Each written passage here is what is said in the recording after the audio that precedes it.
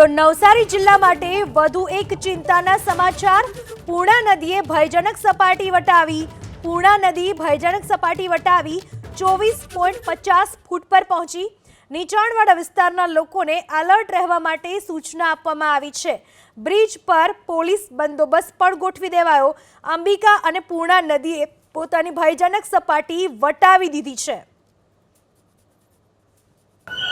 ઉપરવાસમાં પડી રહેલા વરસાદના કારણે નવસારી જિલ્લાનું જનજીવન પ્રભાવિત થયું છે।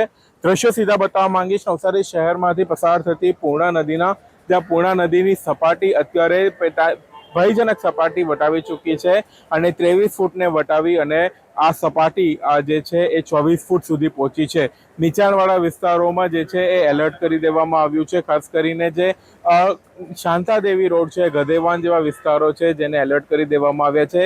નદી બે કાંઠે વહેતી થઈ છે। છેલ્લા એક અઠવાડિયા પહેલા જ નવસારીમાં પૂરની પરિસ્થિતિનું નિર્માણ થયું હતું, તે ફરી એકવાર આજે આ જ પરિસ્થિતિનું નિર્માણ જોવા મળી રહ્યું છે। ખાસ કરીને ઉપરવાસમાં, ખાસ જેમાં ડાંગ જિલ્લામાં અને સુરત મહુવા તાલુકામાં પડેલા વરસાદના કારણે આ પરિસ્થિતિનું નિર્માણ થયું છે।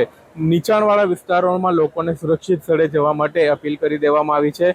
જે પ્રમાણે નદીઓની સપાટી વધી રહી છે, જેમાં નવસારી જિલ્લાનું વહીવટીતંત્ર જે છે એ એક્શન મોડમાં જોવા મળી રહ્યું છે। કોઈ અનિચ્છનીય બનાવો ન બને એ માટે પોલીસ પણ અહીંયા તૈનાત કરી દેવામાં આવી છે। સાથે જ જે નીચાણવાળા વિસ્તારો છે ત્યાં લોકોને સુરક્ષિત સ્થળે જવા માટે પણ અપીલ કરવામાં આવી છે।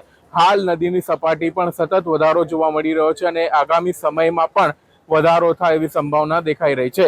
સિદ્ધેશ જોશી, એબીપી અસ્મિતા, નવસારી। નવસારી જિલ્લા માટે ચિંતાજનક સમાચાર। પૂર્ણા નદી અને અંબિકા નદી બંને નદીઓએ પોતાની ભયજનક સપાટી વટાવી દીધી છે।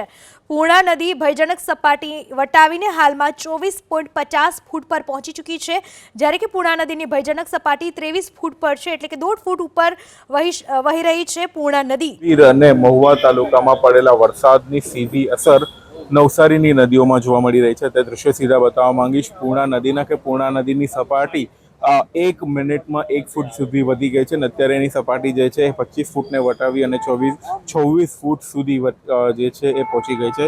જે પ્રમાણે દ્રશ્યો દેખાય છે, અત્યારે જે પૂર્ણા નદી છે એ બે કાંઠે વહેતી થઈ છે અને સતત પાણીની આવક નદીમાં થઈ રહી છે અને જેના કારણે નીચાણવાળા વિસ્તારોમાં પાણી ભરાવાની શરૂઆત થઈ ગઈ છે।